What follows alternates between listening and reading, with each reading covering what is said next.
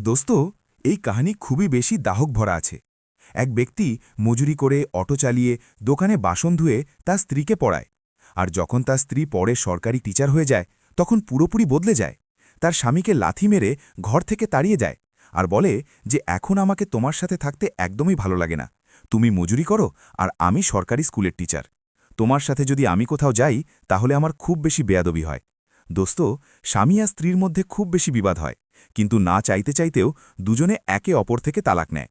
কিন্তু দোস্ত, সময়ের চক্র এমন পাল্টায় যেন কাউকে বিশ্বাসই হচ্ছে না। দোস্ত, তালাকের কিছু বছর পরেই ছেলেটা যে ছিল সে খুব বেশি মেহনত করে, মন লাগিয়ে তার পড়াশোনা করে, আর তার স্ত্রীর থেকে বদলা নেওয়ার জন্য কয়েক বছর পরে এসডিএম হয়ে যায়। আর এসডিএম হওয়ার পরে তার স্ত্রীর স্কুলে চিফ গেস্ট হয়ে যখন যায়, তাহলে সেখানে তার তালাকশুদা স্ত্রী কয়েক বছর পরে তার স্বামীকে এসডিএম হওয়ার পরে দেখে তার পায়ের তলায় জুমি সরে যায়। দোস্ত, তার যে তালাকশুদা স্ত্রী ছিল সে স্কুলওয়ালাদের সামনেই তার স্বামীকে দেখে কাঁদতে শুরু করে। কিন্তু সেই সময় এসডিএম সাহেব তার তালাকশুদা স্ত্রীর সাথে যা করে সত্যিই জেনে তোমরা অবাক হয়ে যাবে। যদি এই কাহিনী তোমরা পুরো শোনো তাহলে তোমরাও বলবে যে এসডিএম সাহেব একদমই সঠিক করেছে। দোস্ত, এই কাহিনী জ্যোতি মৌর্য থেকে কম নয়। জ্যোতি মৌর্য যা তার স্বামীর সাথে করেছিল, হয়তো এই কাহিনী শোনার পরে তোমাদেরও বিশ্বাস হবে। দোস্ত, খুবই বেশি ইন্টারেস্টিং কাহিনী আছে, হৃদয়কে ছুঁয়ে যাওয়া কাহিনী আছে। আসো জানি পুরো কাহিনী এই ভিডিওর মাধ্যমে। কিন্তু দোস্ত, ভিডিওতে আরও এগো তার আগে তোমাদের থেকে ছোট একটা রিকোয়েস্ট আছে, যে যদি আমাদের চ্যানেলে প্রথমবার হয়ে থাকো তাহলে চ্যানেলকে সাবস্ক্রাইব করে নাও আর ভিডিওকে লাইক করে দাও, যাতে যে আমার হসলা আছে সেটা আরও বেশি বাড়তে থাকে। আরও বেশি ইন্টারেস্টিং কাহিনী আমি তোমাদের শোনাতে থাকি। আদিত্যের জীবন কখনো সহজ ছিল না। উত্তরপ্রদেশের একটা ছোট কসবায় জন্ম নেওয়া আদিত্য শৈশব থেকেই মেহনতের অভ্যস্ত ছিল। তার বাবা ছিল কৃষক, জমি খুব কম ছিল, আর আয় তার থেকেও কম। ঘরের অবস্থা এমন ছিল যে অনেক সময় চুল্লি জ্বলে উঠত, এটাই খুব হয়ে যেত। পড়াশোনা মাঝপথে ছেড়ে গেল, কিন্তু দায়িত্বগুলো ছেড়ে যায়নি। যৌবন আস্তে আস্তেই আদিত্য বুঝে গিয়েছিল যে স্বপ্ন দেখার আগে পেট ভরা দরকার হয়। সেই আদিত্য সকাল 4টেই উঠে কখনো অটো চালাত, কখনো হোটেলে বাসন ধুত, কখনো কোনো নির্মাণাধীন ভবনে মজুরি করত। হাতে ফোসকা পড়ে যেত, শরীর ক্লান্ত হয়ে যেত, কিন্তু মুখে কখনো অভিযোগ হতো না। সেই কসবা থাকত ছিল নেহা, পড়াশোনায় তীক্ষ্ণ, কথা বলায় আত্মবিশ্বাসী, আর চোখে বড় স্বপ্ন নিয়ে থাকত। নেহাকে সবসময় মনে হতো যে সে কিছু বড় করবে, কোনো পরিচয়ের মুখাপেক্ষী না থাকবে। যখন আদিত্য আর নেহার বিয়ে ঠিক হয় তখন নেহা একটাই শর্ত রেখেছিল, সে বিয়ের পরেও পড়াশোনা চালিয়ে যাবে। সেই দিন আদিত্য বিনা চিন্তায় সম্মতি দিয়েছিল। সে বলেছিল যে যদি তার পড়াশোনার জন্য তাকে তার জীবন আর মেহনত দুটোই কুরবানি দিতে হয় তাহলেও সে পিছিয়ে যাবে না। সেই সময় নেহাকে মনে হয়েছিল যে এটা শুধু একটা সাধারণ প্রতিশ্রুতি, কিন্তু আসলে সেই প্রতিশ্রুতি আদিত্যের পুরো জীবনের দিক নির্ধারণ করে দিয়েছিল। বিয়ের পরে তাদের ঘর ছোট ছিল, সাধন কম ছিল, কিন্তু স্বপ্ন খুব বড় ছিল। নেহা বইয়ে ডুবে থাকত আর আদিত্য কাজে।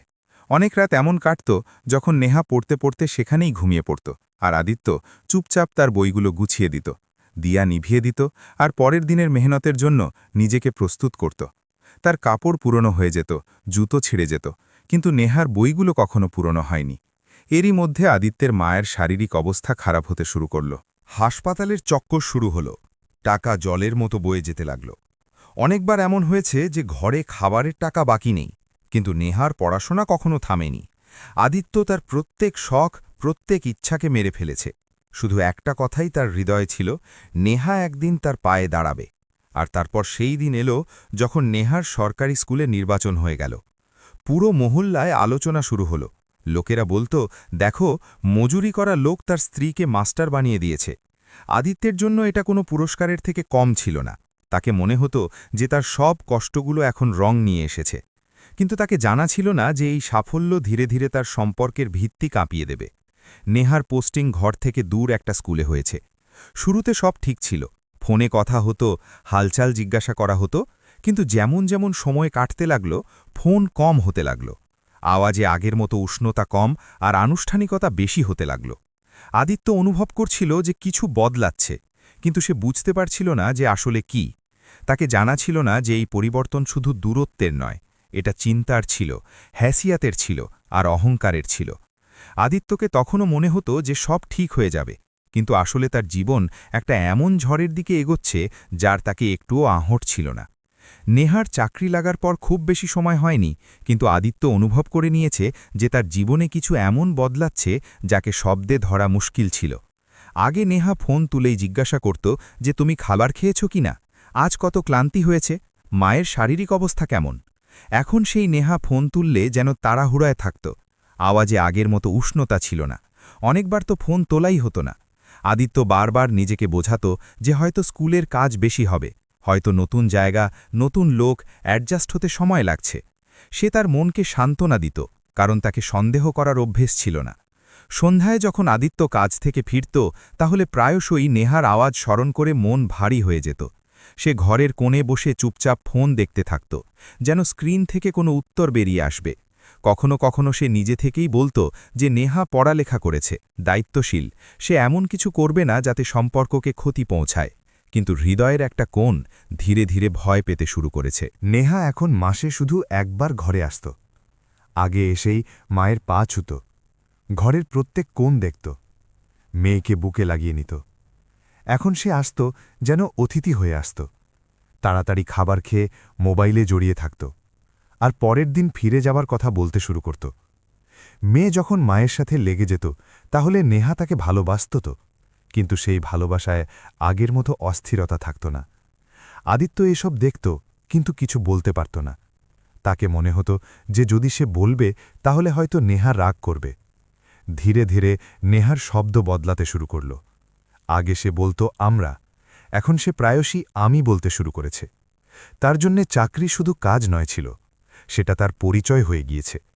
সে স্কুলের কথা বলতে বলতে তার সহকর্মীদের উল্লেখ করত, শহরের পরিবেশের কথা বলত, আর আদিত্যকে মনে হতো যে সে সেই দুনিয়া থেকে খুব দূরে দাঁড়িয়ে আছে। একদিন নেহা ফোনে বলল যে এখন সে প্রায়শই ঘরে আসতে পারবে না, কারণ স্কুল সংক্রান্ত কিছু অতিরিক্ত কাজ আছে। আদিত্য বিনা প্রশ্নে সম্মতি দিয়েছে, কিন্তু সেই রাতে সে অনেকক্ষণ ঘুমাতে পারেনি। তাকে মনে হচ্ছে যে কোথাও না কোথাও সে তার নিজের জীবনে পিছিয়ে যাচ্ছে। সময় কাটতে থাকল। আদিত্যের মেহনত সেইভাবেই ছিল, কিন্তু নেহার দূরত্ব আরও বাড়তে থাকল। অনেকবার এমন হতো যে আদিত্য সকাল থেকে ফোন করতে থাকত আর সন্ধ্যা পর্যন্ত কোনো উত্তর আসত না।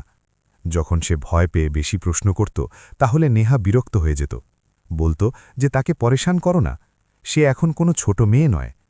আদিত্য চুপ হয়ে যেত। তাকে মনে হতো যে হয়তো সেই বেশি চিন্তা করছে, কিন্তু সত্য এটা ছিল যে নেহার জীবনে এখন একটা নতুন সংসার যুক্ত হয়েছে। স্কুলের স্টাফ রুমে, মিটিংয়ে আর প্রোগ্রামে সে নিজেকে ভিন্ন পরিচয়ে দেখতে শুরু করেছে। সেখানে তাকে ম্যাডাম বলা হতো, তার মতামত জিজ্ঞাসা করা হতো। সে ধীরে ধীরে সেই সম্মানের অভ্যস্ত হয়ে যাচ্ছে, আর সেই সাথে আদিত্যের সাধারণ জীবন তাকে বোঝা মনে হতে শুরু করেছে। একদিন হঠাৎ এমন হল যে নেহার ফোন পুরো দিন বন্ধ ছিল। আদিত্যের হৃদয় খুব খারাপভাবে ভয় পেয়েছে। তাকে ভয় লাগতে লাগল যে কোথাও কোনো দুর্ঘটনা তো হয়নি। সে অনেকবার কল করেছে, মেসেজ করেছে, কিন্তু কোনো উত্তর পায়নি। রাত হতে হতে তার ধৈর্য ভেঙে গেল। বিনা কাউকে বলে সে ট্রেন ধরে শহরের দিকে রওনা হল। পথে তার হৃদয় দ্রুত দ্রুত ধড়কতে থাকল। সে শুধু এটাই চিন্তা করতে থাকল যে যদি নেহাকে কিছু হয়ে থাকে তাহলে সে নিজেকে কখনো ক্ষমা করতে পারবে না। রাতের কাছাকাছি ৯টায় আদিত্য নেহার ভাড়া করা ঘরের বাইরে দাঁড়িয়েছিল। দরজার ভিতর থেকে হালকা হালকা আওয়াজ আসছিল। আদিত্য দরজা টোকা দিল। কিছুক্ষণ পরে দরজা খুলল।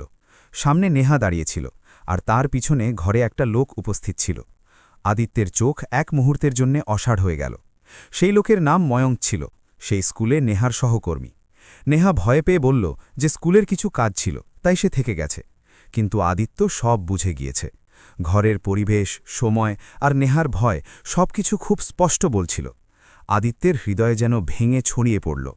সে কখনো স্বপ্নেও ভাবেনি যে যে মহিলার জন্যে সে তার জীবন দায়ে দিয়েছে সেই মহিলা তাকে এভাবে ধোঁকা দেবে। রাগ আর দুঃখে সে নেহাকে প্রশ্ন করেছে। নেহা প্রথমে চুপ ছিল, তারপর হঠাৎ ফেটে পড়ল। সে বলল যে আদিত্য এখন তার সমান নয়। সে মজুরি করে, আর সে সরকারি টিচার। তার সাথে কোথাও যাওয়া তাকে লজ্জা দেয়। এই শব্দগুলো আদিত্যের বুকে তীরের মতো বিঁধেছে। তাকে মনে হলো যেন কেউ তার পুরো মেহনত, তার পুরো ত্যাগ, সবকিছু এক মুহূর্তে বেকার বলে দিয়েছে। নেহা স্পষ্ট বলে দিয়েছে যে সে এখন এই সম্পর্কে থাকতে চায় না। সে বলেছে যে সে ময়ঙ্ককে ভালোবাসে আর তার সাথেই তার জীবন কাটাতে চায়। আদিত্য সেখানে দাঁড়িয়ে রইল। তার চোখ থেকে অশ্রু বয়ে যাচ্ছে, কিন্তু তার আওয়াজ বেরোচ্ছে না। সে বিনা কিছু বলে সেখান থেকে চলে এলো। সেই রাতে সে প্রথমবার অনুভব করল যে মানুষের হৃদয় ভাঙলে আওয়াজ করে না, শুধু ভিতরে ভিতরে চুপচাপ ছড়িয়ে পড়ে। কয়েক মাসেই তালাকের প্রক্রিয়া সম্পূর্ণ হয়ে গেল। নেহা তার নতুন জীবনে চলে গেল, আর আদিত্য তার মেয়ে আর বুড়ো মা বাবার সাথে থেকে গেল। গ্রামে লোকেরা কথা বলতে শুরু করল, কিন্তু আদিত্য কাউকে উত্তর দেয়নি। সে তার দুঃখকে তার ভিতরেই চেতে রেখেছে। সে জানত যে এখন তার জীবন আবার কখনো আগের মতো হবে না, কিন্তু সেই ভাঙনের মধ্যে তার মনে একটা অদ্ভুত চিন্তা জমে নেওয়া শুরু করেছে। একটা এমন চিন্তা যা পরে তার পুরো ভাগ্য বদলে নেওয়ার ছিল। তালাকের পরে আদিত্যের জীবন হঠাৎ খুব নীরব হয়ে গিয়েছে। ঘর সেইটাই ছিল, লোকেরা সেইটাই ছিল, কিন্তু সবকিছু বদলে বদলে মনে হতে লাগল। সকালে যখন সে উঠত, তাহলে প্রথমে তার দৃষ্টি ঘরের সেই কোণে যেত যেখানে কখনো নেহার বই রাখা থাকত। এখন সেখানে নীরবতা ছিল। মেয়ে স্কুল যাওয়ার প্রস্তুতি করত, মা ধীরে ধীরে চুল্লির কাছে বসত, আর আদিত্য বাইরে চলে যেত কাজে। কিন্তু মন কোথাও অন্যত্র ঘুরতে থাকত। লোকের কথা তাকে বিঁধত। কেউ সহানুভূতি দেখাত, কেউ তানা দিত, আর কেউ চুপচাপ তার দিকে দেখত। কিন্তু আদিত্য একটা অদ্ভুত সিদ্ধান্ত নিয়েছে। সে কাউকে উত্তর দেবে না। তাকে মনে হতে লাগল যে শব্দ এখন তার কোনো কাজের নয়। রাতগুলো তার জন্য সবচেয়ে মুশকিল হতো। দিনভরের ক্লান্তির পরে যখন সে শুয়ে পড়ত, তাহলে ঘুম আসত না। চোখ বন্ধ করলেই সেই প্রশ্ন সামনে এসে যেত, কি সত্যিই সে কোনো লায়েক নয়? কি তার মেহনত, তার ত্যাগ সব বেকার ছিল? অনেকবার সে নিজেকে দোষী মানতে শুরু করত। চিন্তা করত, কাশ সেও পড়ালেখা করে থাকত, কাশ তারও কোনো পরিচয় থাকত। একটা রাতে তার মেয়ে নিষ্পাপভাবে জিজ্ঞাসা করল, পাপা, মা আবার কখন আসবে? আদিত্যের কলিজা কাঁপতে লাগল। সে মেয়েকে বুকে লাগিয়ে নিল, কিন্তু উত্তর দিতে পারল না। সেই রাতে সে প্রথমবার অনুভব করল যে তার কষ্ট শুধু তার নয়, তার মেয়েও সেই দুঃখের অংশীদার। পরের দিন সে অনেকক্ষণ ক্ষেতের দিকে একা চলতে থাকল। হাওয়া চলছিল, কিন্তু তার ভিতরে সব কিছু থেমেছিল। সেখানে বসে বসে তাকে তার জীবনের সব দৃশ্য স্মরণ হতে লাগল। শৈশব, দারিদ্র্য, মেহনত, নেহার পড়াশোনা, আর তারপর সেই ধোঁকা। হঠাৎ তার ভিতরে একটা অদ্ভুত আগুন জ্বলতে শুরু করল। সে নিজে থেকে বলল, হয়তো প্রথমবার এত কঠোরতায়। যদি আমি সত্যিই কোনো লায়েক না হই, তাহলে আমি নিজেকে লায়েক বানাব। এটাই সেই মুহূর্ত ছিল যখন আদিত্য সিদ্ধান্ত নিল যে সে এখন শুধু জীবিত না থাকবে, বরং কিছু হবে। এই সিদ্ধান্ত বদলার নয়, এই সিদ্ধান্ত নিজেকে প্রমাণ করার ছিল। কিন্তু পথ সহজ ছিল না। তার কাছে টাকা ছিল না, সময় ছিল না, আর না কোনো সাহায্য। মায়ের শারীরিক অবস্থা আবার খারাপ হতে শুরু করেছে। চিকিৎসার জন্য টাকা দরকার ছিল। মজবুরিতে আদিত্য তার পিতৃপুরুষীয় জমির একটা ছোট অংশ বেচে দিল। রাস্তার কিনারার জমি ছিল, 5 লক্ষ পেল। সেই টাকা দিয়ে সে মায়ের চিকিৎসা করিয়েছে, আর বাকি টাকা দিয়ে বই কিনেছে। প্রথমবার যখন আদিত্য বই নিয়ে ঘরে এলো, তাহলে তার মা তাকে অনেকক্ষণ দেখেছে। মা কিছু বলেনি, শুধু তার মাথায় হাত রেখেছে।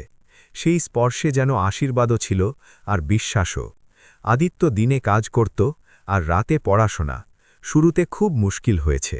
চোখ তাড়াতাড়ি ক্লান্ত হয়ে যেত, মাথা স্বাদ দিত না। অনেকবার তাকে মনে হতো যে সে খুব দেরি করে ফেলেছে। এখন পড়াশোনা তার সাধ্যের নয়।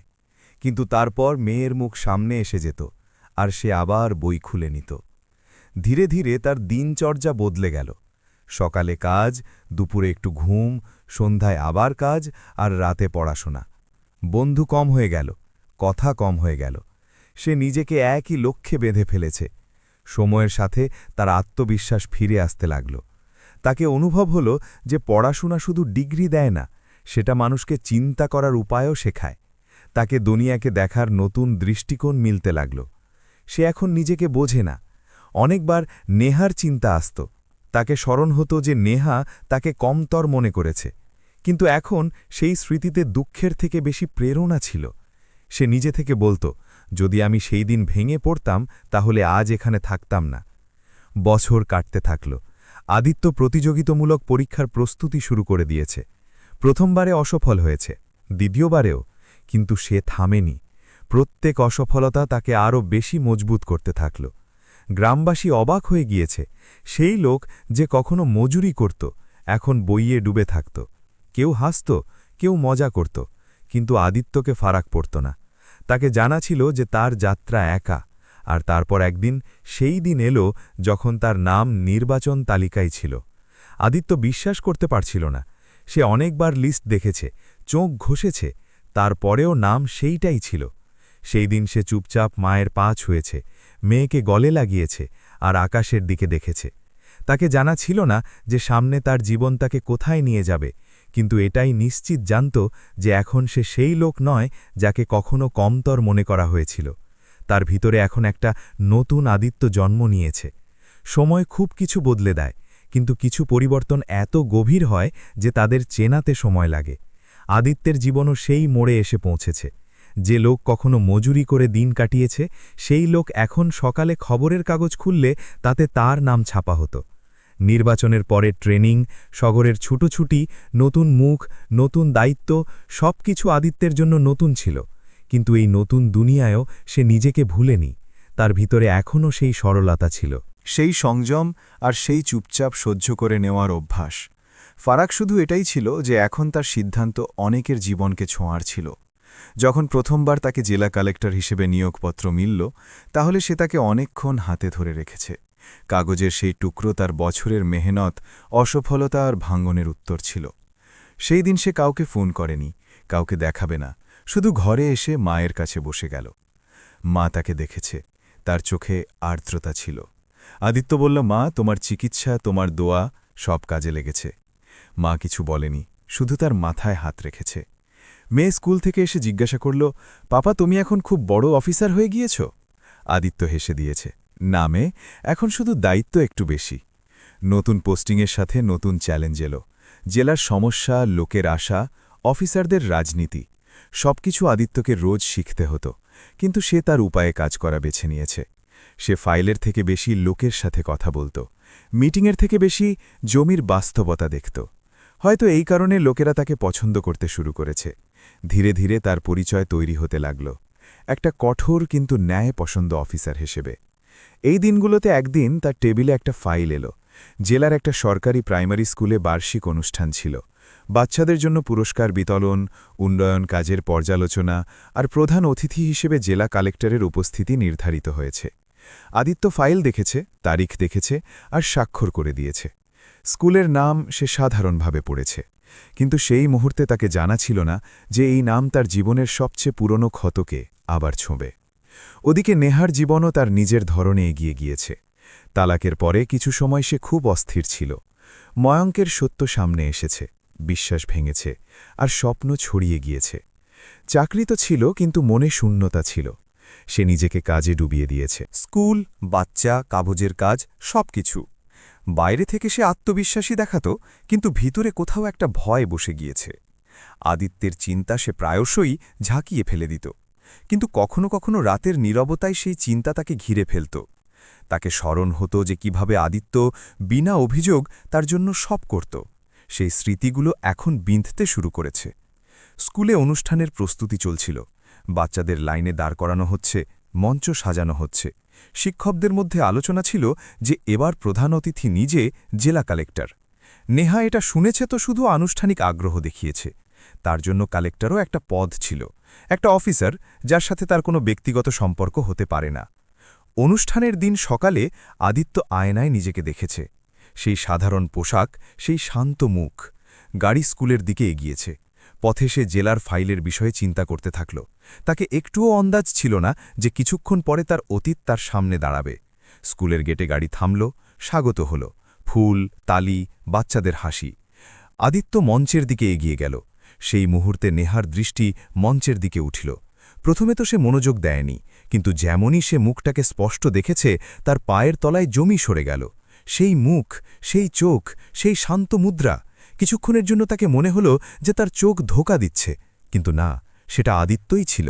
নেহার হৃদয় দ্রুত দ্রুত ধড়কতে লাগল। তাকে বোঝা যাচ্ছে না যে সে দাঁড়িয়ে থাকবে না বসবে। বছর আগে যাকে সে কমতর মনে করে ছেড়ে দিয়েছে, সেই লোক আজ জেলা কালেক্টর হয়ে তার সামনে দাঁড়িয়েছিল। তার ভিতরে লজ্জা, অবাকতা আর ভয় সব একসাথে উঠে এলো। আদিত্য মঞ্চ থেকে বাচ্চাদের দিকে দেখেছে, শিক্ষকদের দিকে দেখেছে। তার দৃষ্টি এক মুহূর্তের জন্য নেহার ওপর পড়েছে। শুধু এক মুহূর্ত। তার মুখে কোনো ভাব আসেনি, না রাগ, না অবাকতা, না খুশি, যেন সে কোনো অজানাকে দেখেছে। সেই মুহূর্ত নেহার জন্য সবচেয়ে ভারী ছিল। তাকে মনে হলো যে হয়তো এই দৃষ্টিই তার সবচেয়ে বড় উত্তর। ভাষণ শুরু হলো। আদিত্য বাচ্চাদের থেকে মেহনত, ইমানদারি আর ধৈর্যের কথা বলল। সে বলল যে পরিস্থিতি যতই মুশকিল হোক, যদি মানুষ নিজের ওপর বিশ্বাস রাখে তাহলে পথ বেরিয়ে আসে। প্রত্যেক শব্দ নেহার হৃদয় ঢুকতে থাকল। তাকে মনে হচ্ছে যেন প্রত্যেক বাক্য তার জন্যই বলা হচ্ছে। প্রোগ্রাম শেষ হল। লোকেরা আদিত্যের সাথে মিলতে লাগল। নেহা দূরে দাঁড়িয়ে সব দেখতে থাকল। তার ভিতরে একটা ঝড় মচেছে। সে চিন্তা করছে যে কি আদিত্য তাকে চিনেছে, কি সে তার সাথে কথা বলবে, না তাকে পুরোপুরি অবজ্ঞা করবে। আদিত্য গাড়ির দিকে এগিয়ে গেল। নেহা সাহস সংগ্রহ করে এক পা সামনে বাড়াল। সে কিছু বলতে চেয়েছে, কিন্তু শব্দ গলায় আটকে গেল। আদিত্য শুধু আনুষ্ঠানিক নমস্তে করেছে আর সামনে এগিয়ে গেল। সেই এক মুহূর্তে নেহাকে বোঝা গেল যে এখন খেল তার হাতে নেই। সেই রাতে নেহা ঘুমাতে পারেনি। তাকে বারবার সেই দৃশ্য স্মরণ হতে থাকল। মঞ্চে দাঁড়ানো আদিত্য, তার শান্ত চোখ আর নিজের ছোট হয়ে যাওয়া দুনিয়া। তাকে এহসাস হল যে সময় তাকে নয়, আদিত্যকে সঠিক প্রমাণ করেছে। আর আদিত্য, সেও সেই রাতে অনেকক্ষণ জেগে থাকল। সে জানালা থেকে বাইরে দেখেছে।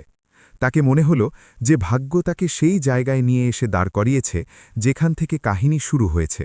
ফারাক শুধু এটাই ছিল যে এখন তার হাতে শক্তি ছিল আর হৃদয়ে শান্তি। ভাগ্য প্রথমবার তাদের মুখোমুখি দাঁড় করিয়েছে, কিন্তু এটা তো শুধু শুরু। সেই রাতে নেহার চোখ থেকে ঘুম যেন রুষ্ট হয়ে গিয়েছে। ঘরের আলো নিভে গিয়েছে, কিন্তু মাথায় আলোর জায়গায় প্রশ্ন চমকাচ্ছে।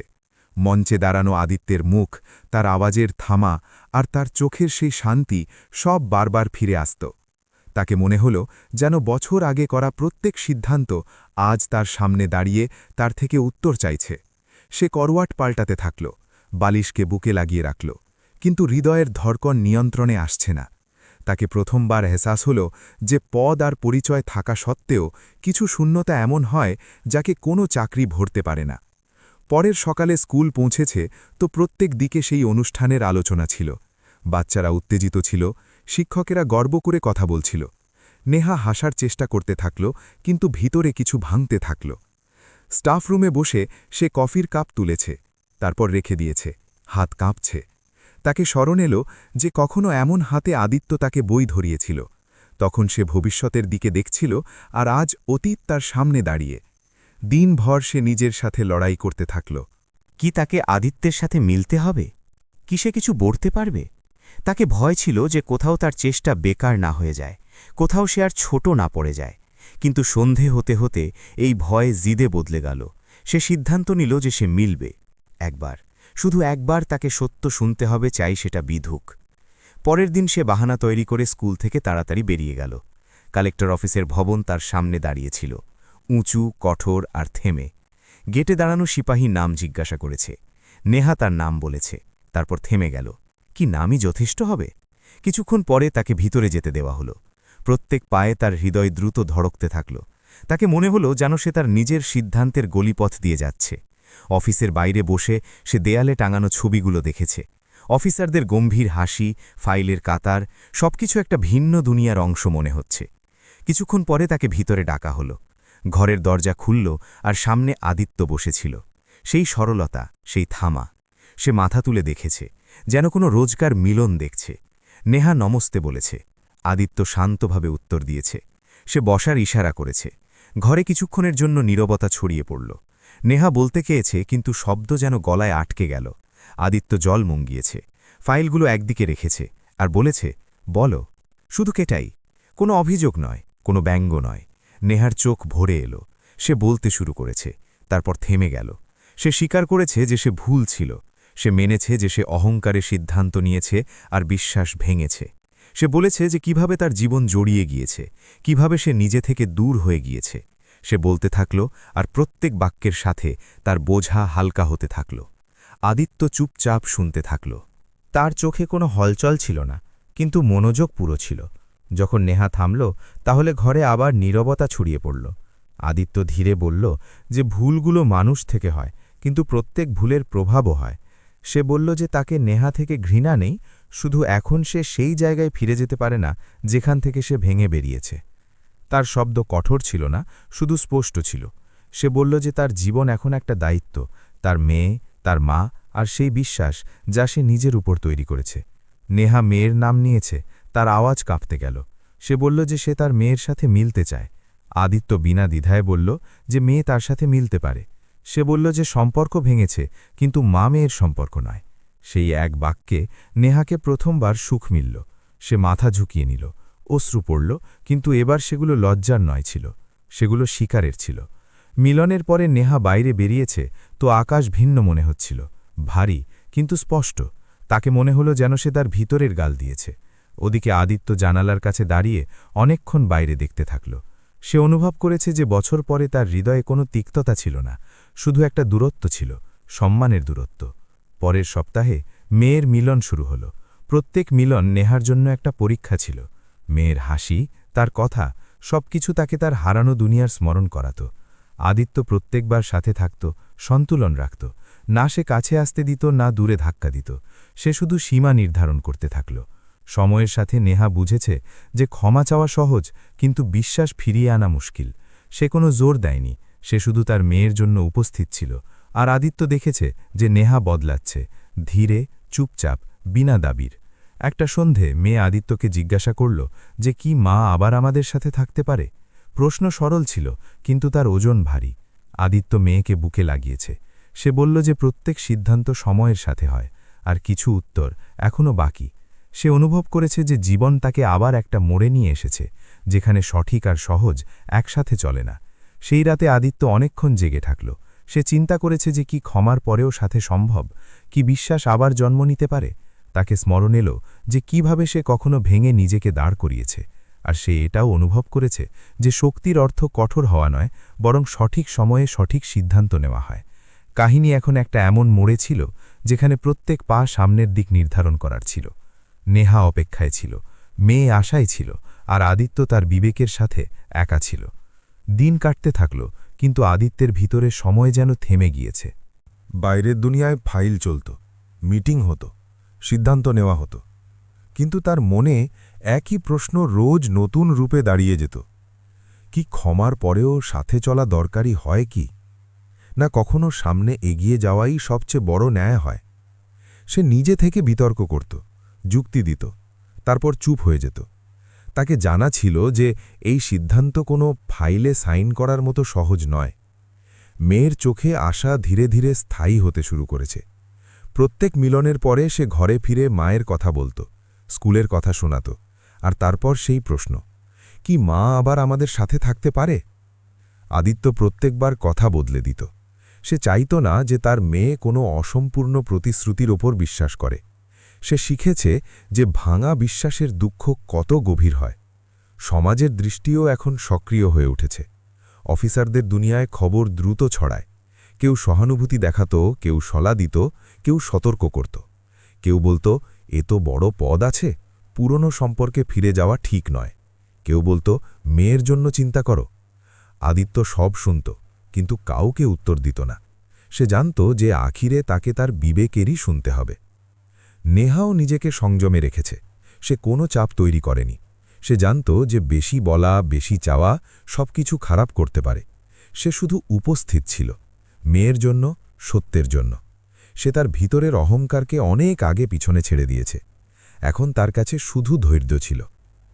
একদিন আদিত্য তার মায়ের সাথে বসেছিল। মা চুপচাপ তার দিকে দেখেছে আর বলেছে যে জীবনে কিছু ক্ষত এমন হয় যা চিহ্ন ছেড়ে যায়, কিন্তু সেই চিহ্ন আমাদের সতর্কও করে। সে বলেছে যে ক্ষমা দেওয়া বড় হৃদয় চায়, আর সাথে নিভানো তার থেকেও বড়। মা কোনো সলা দেয়নি, শুধু এটাই বলেছে যে যা সিদ্ধান্ত হোক, হৃদয় আর মাথা দুটোর সোনা বিনা করো না। সেই রাতে আদিত্য অনেকক্ষণ ঘুরে বেড়াল। তাকে স্মরণ এলো যে কিভাবে সে একা পড়াশোনা করেছে, কিভাবে অসফলতা থেকে উঠেছে, আর কিভাবে সে তার ভিতরে বিশ্বাস তৈরি করেছে। তাকে এটাও স্মরণ এলো যে নেহা কিভাবে ভুল করেছে আর কিভাবে সেগুলো স্বীকার করেছে। দুটো স্মৃতি একসাথে চলছে, আর হয়তো এটাই সত্যি ছিল, জীবন কালো বা সাদা হয় না। কয়েকদিন পরে মেয়ের স্কুল প্রোগ্রাম ছিল। আদিত্য পৌঁছেছে তো নেহাও সেখানে ছিল। দুজনে একে অপরকে দেখেছে, হেসেছে, আর বাচ্চাদের দিকে মন লাগিয়েছে। মেয়ে মঞ্চে গেল, কবিতা শোনাল। তার আওয়াজে আত্মবিশ্বাস ছিল, তালি বাজল। সেই মুহূর্তে আদিত্য অনুভব করেছে যে এই আত্মবিশ্বাস একা তার বা নেহার কারণে নয়, এটা সেই সন্তুলনের ফল যা দুজনে আলাদা থেকেও রেখেছে। প্রোগ্রামের পরে মেয়ে দুটোর হাত ধরে চলতে লাগল। লোকের দৃষ্টি তাদের উপর আটকে গেল। আদিত্য হাত ছাড়েনি, না, সে তাকে শক্ত করে ধরেছে, শুধু সাধারণ ছিল। নেহাও সেইটাই করেছে। সেই সরলতায় একটা সংকেত ছিল, কোনো দেখাবে না, কোনো ঘোষণা না। ঘরে ফিরতে সময় আদিত্য সিদ্ধান্ত নিয়েছে যে সে তাড়াহুড়ো করবে না, কিন্তু অনিশ্চয়তায়ও থাকবে না। সে নেহাকে বলেছে যে সে মেয়ের সাথে বেশি সময় কাটাতে পারে, আর যদি সে চায় তো কাছের শহরে ট্রান্সফারের চেষ্টা করতে পারে। সে স্পষ্ট বলেছে যে সম্পর্কের ফিরে আসার শর্তে নয়, সময় আর বিশ্বাসে হবে। নেহা মাথা নাড়িয়েছে, তার জন্য এটাও অনেক ছিল। সময়ের সাথে ছোট ছোট জিনিস বদলাতে লাগল, কথাবার্তা স্বাভাবিক হল, পুরনো তিক্ততা কম হতে লাগল, কিন্তু আদিত্য প্রত্যেক পায়ে সতর্ক ছিল। সে জানত যে বিশ্বাস ধীরে তৈরি হয় আর ভাঙতে এক মুহূর্ত লাগে। একটা সন্ধে মেয়ে বিনা জিজ্ঞাসায় দুজনের জন্য চা বানিয়েছে। কাপ রাখতে তারপর সে বলল, তোমরা দুজনের সাথে ভালো লাগে। আদিত্য আর নেহা একে অপরকে দেখেছে, কোনো উত্তর দেয়নি। সেই নীরবতায় সম্মতি ছিল না, কিন্তু সম্ভাবনা নিশ্চিত ছিল। আদিত্য অনুভব করেছে যে শক্তির আসল অর্থ নিয়ন্ত্রণ নয়, বরং সন্তুলন। সে সিদ্ধান্ত নিয়েছে যে সে তার ভয় থেকে নয়, তার বোঝা থেকে সিদ্ধান্ত নেবে। আর এই সিদ্ধান্ত কোনো একদিনের নয়, এটা একটা প্রক্রিয়া হবে। কাহিনী এখন তার সবচেয়ে সূক্ষ্ম মোড়ে ছিল, যেখানে একদিকে পুরনো ক্ষত ছিল আর অন্যদিকে নতুন আশা, যেখানে প্রত্যেক সঠিক পায়ের সাথে ঝুঁকি ছিল আর প্রত্যেক ঝুঁকির সাথে শিক্ষা। সময় কারও অনুমতি নেয় না, সে শুধু চলতে থাকে। আদিত্যের জীবনেও সময় সামনে এগোচ্ছে, কিন্তু এখন সে ছুটছে না, বরং প্রত্যেক পা চিন্তা করে রাখছে।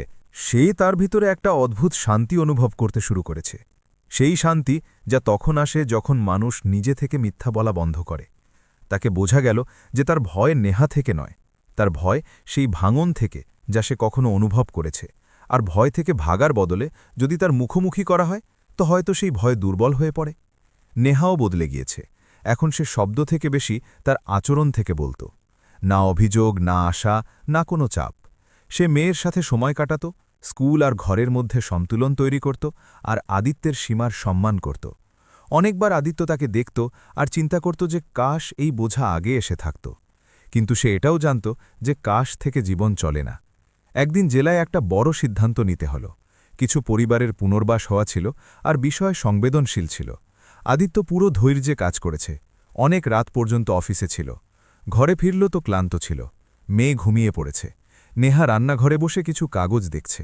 আদিত্য জিজ্ঞাসা করেনি যে সে কি করছে।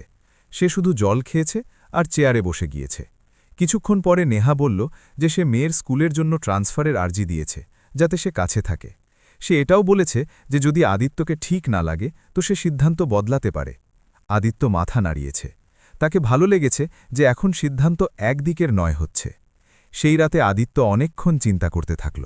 তাকে স্মরণ এলো যে কিভাবে সে কখনো নেহাকে পড়ার জন্য সব কিছু করেছে। তাকে স্মরণ এলো যে কিভাবে সে ভেঙে গিয়েছে। আর তাকে এটাও স্মরণ এলো যে কিভাবে সেই ভাঙন তাকে দাঁড় করিয়েছে। তাকে এহসাস হলো যে যদি সে আজ যা আছে সেটা সেই ঘটনার কারণে। এই চিন্তা তাকে হালকা করে দিয়েছে।